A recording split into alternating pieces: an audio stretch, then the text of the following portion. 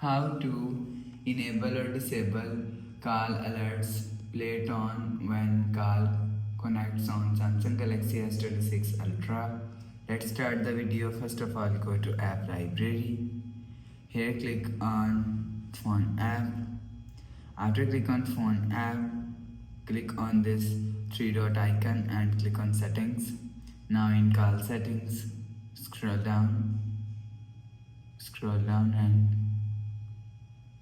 click on call alerts and ringtone.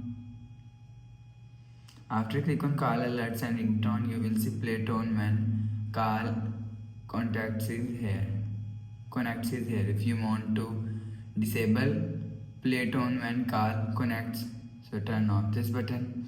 After turn off this button, you will see play tone when call connects is in disable. If you want to enable play tone when call connects, so turn on this button. After turn on this button, you will see play tone when call connects is enable. You will enable or disable play tone when call connects from here.